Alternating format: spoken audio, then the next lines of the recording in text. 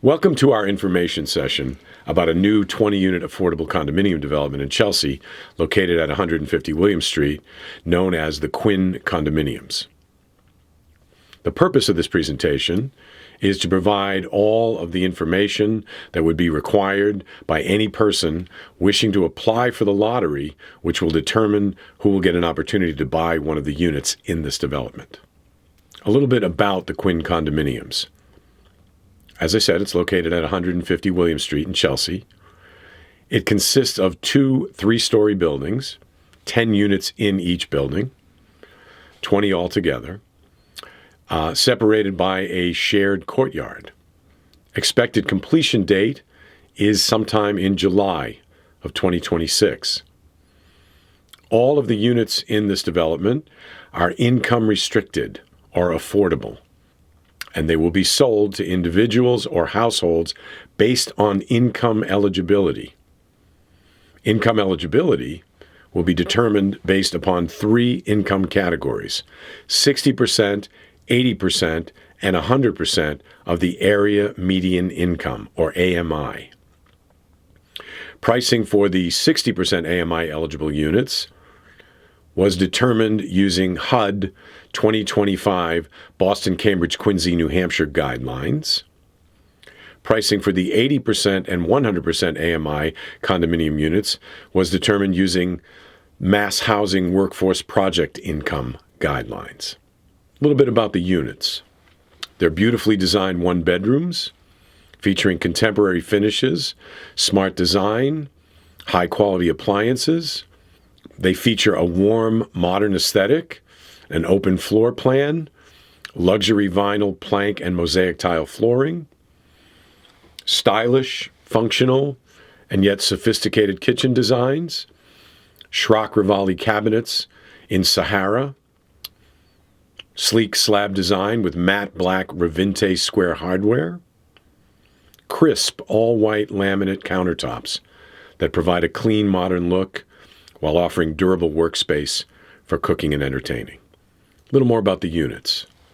The kitchens come fully equipped with a premium GE stainless appliance package, including the following: French door refrigerators with internal water dispensers, a 5-burner slide-in electric range with crisp mode, over-the-range microwaves with sensor cooking, top control dishwashers with a 3rd rack, bottle jets, and dry boost technology, continuous feed garbage disposals, and GE Profile Energy Star ultra-fast ventless washer-dryer combos with heat pump technology. The layouts themselves would concentrate on 3 different floor plans. Most of the units are within the 750 to 850 square foot range, so very nicely proportioned 1-bedroom condominiums. Only one of the units will be ADA compliant, will be on the ground level, and it's designated as ADA because it will have the lower counters for someone who may be using a wheelchair, and also the entries between the rooms are a little bit wider than you would find in the other units. The ground floor, the courtyard level units, again, will be an entry into the main hallway leading to the kitchen living room area, and then a lovely sized 1-bedroom with its own closet. And the bedrooms themselves are going to be large enough for a queen-size bed. Second floor level will have the entry to the unit itself in the courtyard with stairs leading to the 3rd level of this project, because we're including, if we say 3 levels, if we're including the garage and then courtyard and then 3rd floor, which is technically the 2nd level of this, we'll have entry into the living room area, which is combined kitchen, and then separated the bathroom into the bedroom area, again with enough for a queen-size bed. If you see here, you'll notice the chart, the distribution of the different levels, whether it be 60% pricing, 80% AMI pricing or 100% AMI pricing are distributed evenly amongst the project itself from unit number 1 all the way to 20. The 60% AMI level will be priced at $195. The 80% level AMI will be priced at $262,500, and the 100% AMI will be priced at $325,000.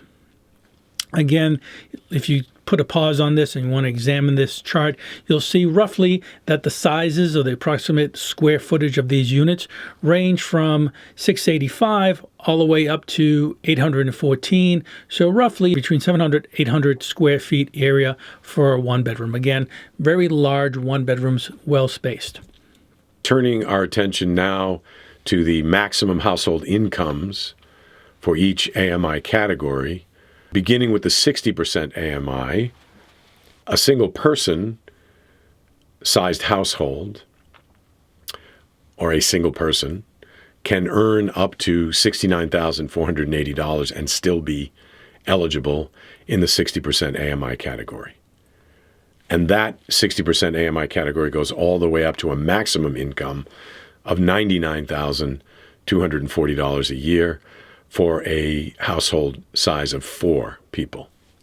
Husband, wife, 2 kids, for example. Okay? The 80% AMI for a single person goes all the way up to $92,650. So you can make a considerable amount of money and still qualify for a unit in this development, still qualify for this lottery. The 80% AMI maxes out at $132,350 for a household of 4 persons. And then switching over to the highest income bracket, the 100% AMI, for a single person, the income eligibility goes all the way up to $112,650 a year. It's a considerable amount of money. And if you are a family of 4, the 100% AMI goes all the way up to $160,900 a year. So, you can still make a good living and be eligible to participate in this lottery and purchase a unit in this development if chosen. A little bit about the lottery now. The intake application period for when we open the applications allowed and when we close is from April 1, 2026 to May 31, 2026. So there's your basically 60-day window to apply. Applications can be completed and submitted online at our website. That's www.150williamscondos.com. Or they can be mailed and hand-delivered to Broadway Capital, care of Roy Avellaneda, at 932 Broadway, Chelsea, Mass. 02150. We also can have them hand-delivered, and they can be delivered to the office at Broadway Capital. Hours of operation are Monday through Thursday from 9 a.m. to 3 p.m., and on Friday, 9 a.m. to 12 p.m. Any application mailed has to be postmarked before May 31st. That is the last day that it can have the stamp that it was sent. Anything that was received or postmarked rather after May 31st will not be included in the lottery. We'll put them aside in the waiting list, but we have to adhere to the hard deadline of May 31st. I will recommend that the quickest and easiest way to apply is definitely by going online and clicking the Apply Here button and doing it via the website. Once again, incomplete applications will not be accepted. Applicants will be notified by mail of the lottery date and time of when we will host it, the lottery itself. Translation services are available by request. La traducción será proporcionado a petición. That's about as much Spanish we're going to do here, but I do speak Spanish, and if anyone needs to be responded to in Spanish, we can handle that. If there's any other languages specifically, we'll seek assistance, and we'll make sure that you are helped. Again, as stated, if translation or a reasonable accommodation is needed in filling the application, please call the lottery agent, that's me, at 617-212-4658. That is my cell phone number. This is a disclaimer about the lottery relating to fair housing and discrimination. 150 William Street, LLC, and ERA Metropolitan Homes do not discriminate on the basis of race, color, sex, sexual orientation, gender identity, religion, age, handicap, disability, national origin, genetic information, ancestry, children, familial status, marital status, or public assistance recipiency in the leasing, rental, sale, or transfer of apartment units, buildings, and related facilities, including land they own or control. Now, there are some things you can do right away, things you can start doing, steps you can start taking today. First and foremost, you're going to need a pre-approval letter from a lender. So reach out to a lender and get yourself pre-approved. On average, it's going to take 2 to 7 days for a mortgage lender to determine if you can actually qualify for a mortgage loan for this property, for this development. You may also request a list of lenders familiar with deed-restricted homes from Roy, the lottery agent, though you are not required to use a lender from that list if you don't want to. Which lender you ultimately decide to use to help finance the purchase of your unit is your choice. Remember, if there's no pre-approval letter with your application will be considered incomplete and you will not be included in the lottery. Keep copies of all of your documents. Even during pre-approval, there'll be certain documents that a lender will require in order to issue you a pre-approval letter. Many of those documents initially required will also be required later on when you actually submit a mortgage loan application for your actual approval. Make sure that you complete the lottery application, being careful to answer all of the questions and filling in all of the asset, liability, and annual income charts. Once you think you've completed the application, make sure to go back through the application one more time and make sure you filled out everything completely and correctly, and then sign the last page. Make sure you submit your completed application along with your pre-approval letter by Sunday, May 31st, 2026. That's the deadline. Also remember, incomplete applications or applications received after the deadline will not be included in the lottery. The lottery drawing itself will be held within 30 days of the application deadline. That is tentatively scheduled for Wednesday, June 10th, 2026. It will take place in person at Chelsea City Hall, but also it'll be broadcast live via the Chelsea Community Cable Facebook page. Again, who is eligible for this affordable housing lottery? To be eligible to participate in the lottery, you must be a first-time home buyer who is income and asset eligible and pre-approved for a mortgage loan that complies with an affordable housing program standards. To be clear, in this development, any person that hasn't owned a home, either completely or in part, during the last 3 years is considered a first-time home buyer.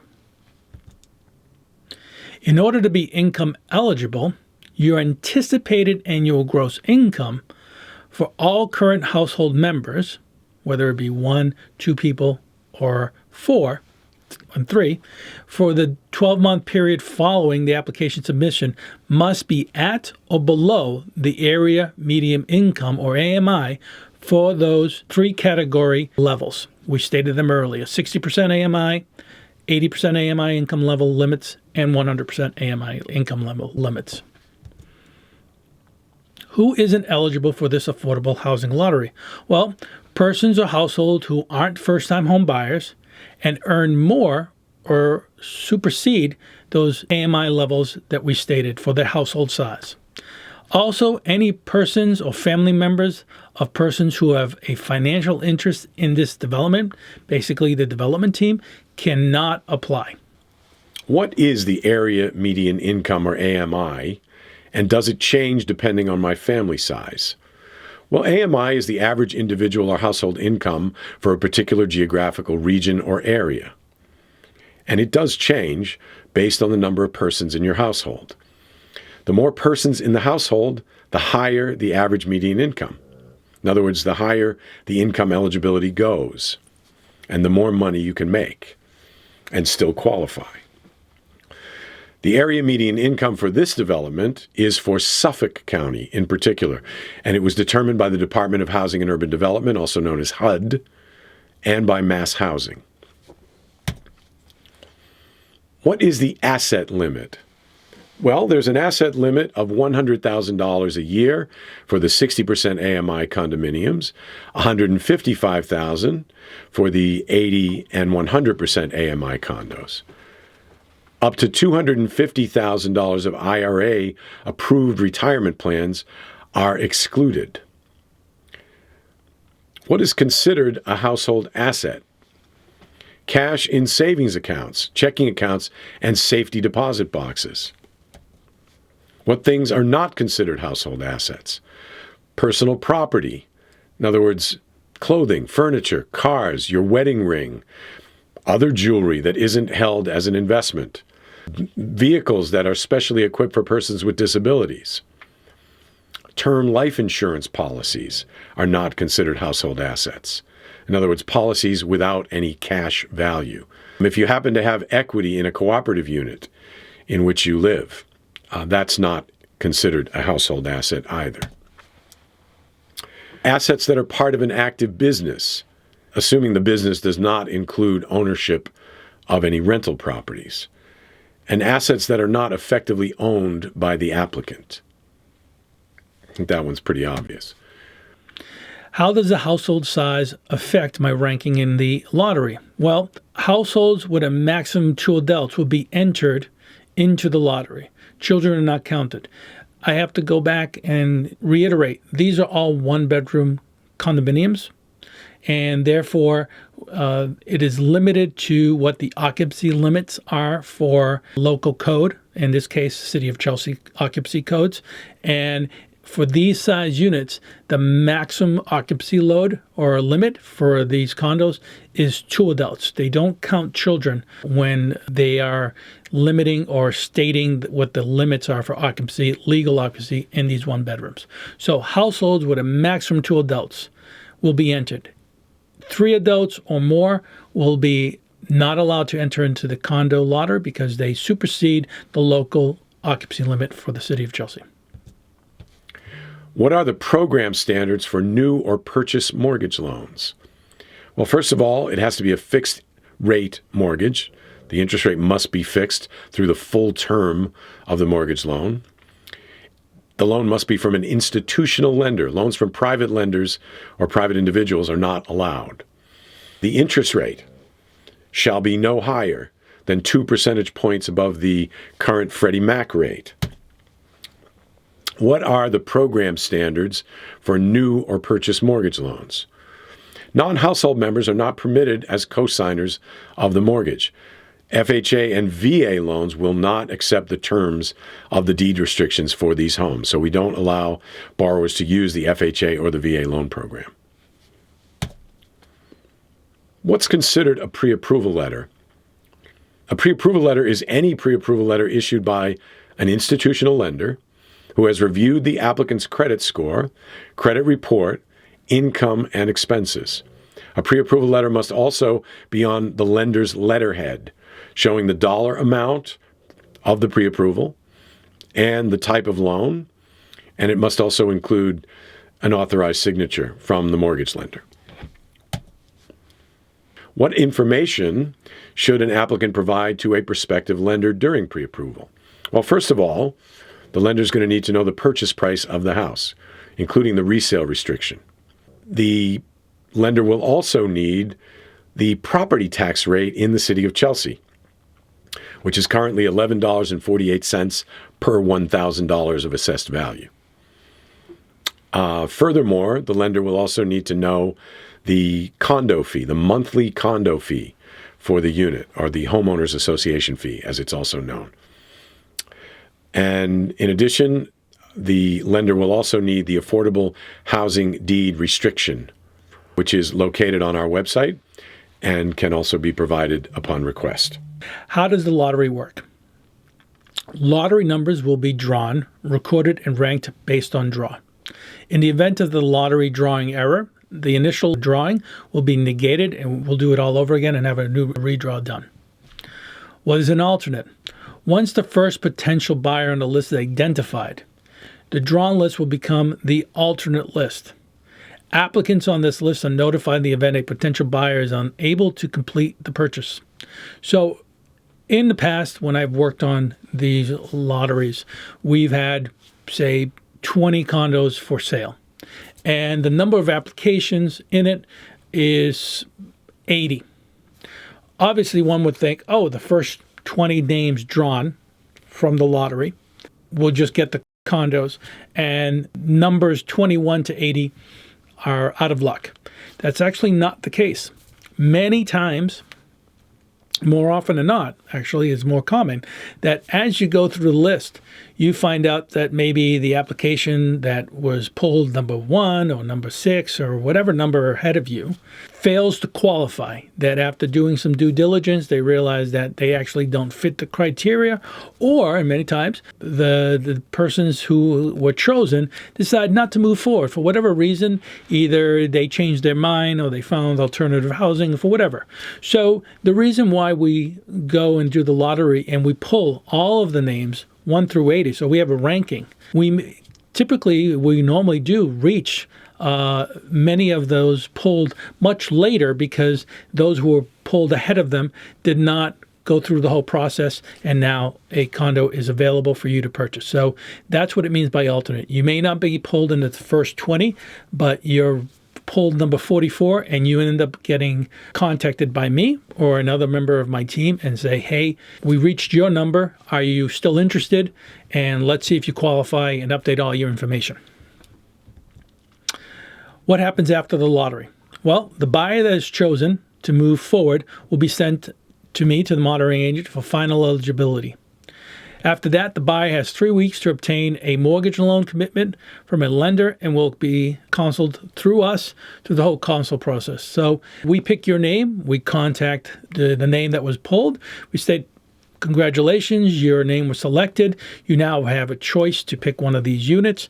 We identify the unit that you want to purchase that is within your income level and price points and that is still available. We enter into a purchase and sale contract. You place a deposit on that unit, and then you head up with your signed contract to your bank and you apply for it. At the same time, concurrently, we are asking for the very same documents that you provide your lender to us to verify that you are still under the income guidelines. Once everything is determined, then we go to a closing process.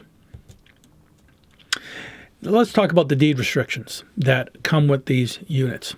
An affordable housing deed restriction is a legal document recorded at the Registry of Deeds that specifies the resale, refinance, and leasing provisions of the reference property.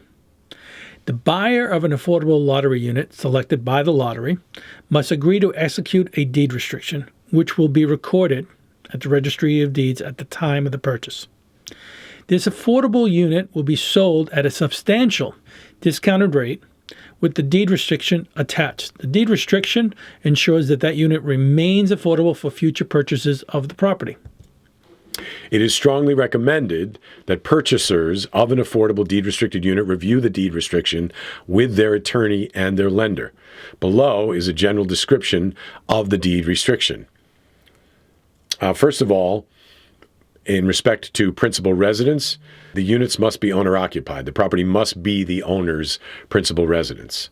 If an owner wants to sell their affordable unit, there's a notice requirement. And the owner must, in particular, notify the city of Chelsea or Chapa, depending on what was written in their deed rider. Maximum resale price. There is a limit on the resale price of the unit so that the unit will always be affordable. The formula for calculating the maximum resale price will be established at the time of the purchase and will be based on an area median income at the time of resale.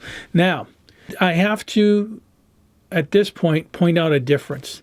This is true for the 60% AMI units.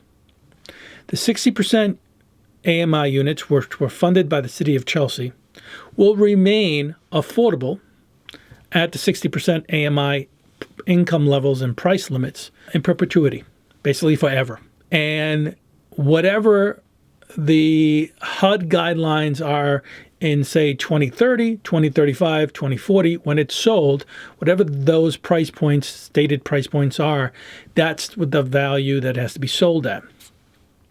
Now, in regards to the mass housing units, which are those that are priced at the 80% and 100% income limits, there is a termination of when these units remain affordable.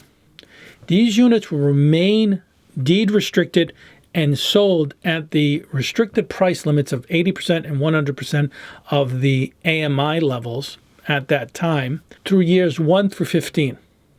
So if you purchase one of the 80% AMI income levels or 100 and you purchase it today for either $262, $500 or $325, when you sell it 10 years from now in 2036, you'll have to contact CHAPA, the monitoring agent, inform them that you're looking to sell, and then they will verify and look up what that 2036 sale value is, and that's what you have to sell it at. After year 15, however, these units at the 80 and 100% AMIs will then convert to market rate units. And that price limit is no longer determined on what the HUD, or rather the workforce development plans for mass housing are, but rather whatever the market commands. So it becomes what we determine in the real estate industry as market rate. So from years 16 to 30, the next 15 years, you can sell it at whatever any other one bedroom in the city of Chelsea sells for. However, you have to share, because it's going to be much higher than, say, an income restricted unit. You do have to share what you bought it from and what you make profit on. Half of that difference goes back to CHAPA, the monitoring agent, for their own operations. And so it funds future affordable housing work in the state by sponsoring CHAPA. And that's the plan for mass housing. So while you get to sell it at a higher rate than the income restricted rates of 80%, 100%, you do have to share it.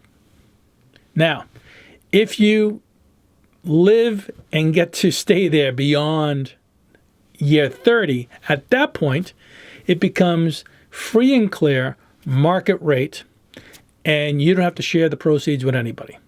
And that's what happens with the 80% and 100% AMI units located at 150 William Street. Now, back to our presentation, leasing and refinancing.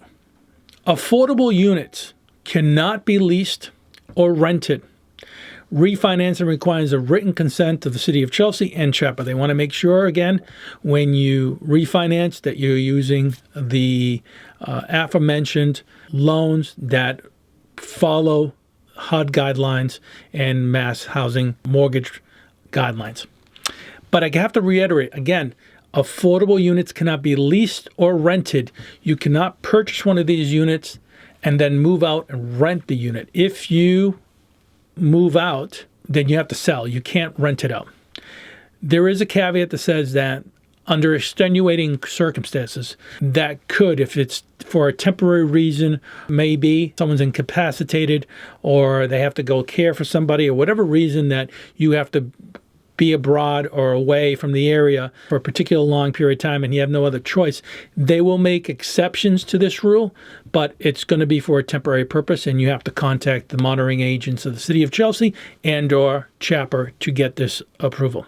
A copy of the affordable housing deed restriction for this particular project, you can request for that. You can either see it online on our website, 150 William Street, Condos.com, or you can contact me as a lottery agent. Email is roy@metropolitanbre.com or call me 617-212-4658. Once again, the deed restriction we stated earlier, owner occupancy is a requirement. You must occupy the property as your primary residence for the entire duration of your ownership. You may not lease, rent, or sublicense the unit at any time while you own it, except for prior written approval by the City of Chelsea and or chapter in extraordinary circumstances. I just went over, but here's the slide that just conveys exactly. I cannot state this, should be said twice, because there are those who ask this question: if I buy this condo today and at some point I want to move into a single family or something bigger, or life happens and my circumstances change, I got married and we want something bigger, etc., can I rent out the unit? No. You cannot rent this unit out. You have to live there. That's the requirement. The City of Chelsea and Chapter, as monitoring agents, retain sole authority to calculate and certify the maximum resale price prior to any resale. No sale of the unit may proceed without written approval from the monitoring agent. So, if you're going to sell one of the 60% AMI units or one of the 80 and 100% AMI units, you have to contact the City of Chelsea and or chapter to ask them what you can sell it for and for them to approve of the sale once you find a qualified buyer. Transfer the family members. Limited transfers to certain close family members may be permitted under the deed rider without triggering the full resale procedure, subject to conditions set forth therein and written approval by the monitoring agent, i.e. City of Chelsea and or chapter. All transferees must still satisfy income eligibility requirements and execute the required deed rider documents. That is to say, if you want to sell it to your brother or sister or cousin or another family member, your parents, you may, but again, they would have to qualify under the same circumstances as you did. As far as enforcement is concerned, again, the restrictions in the deed rider are enforceable, as I said, by the monitoring agent, its successors, assigns, agents, and designees. Any transfer, refinancing, or other transaction in violation of the deed rider may be void and may subject the owner to legal action.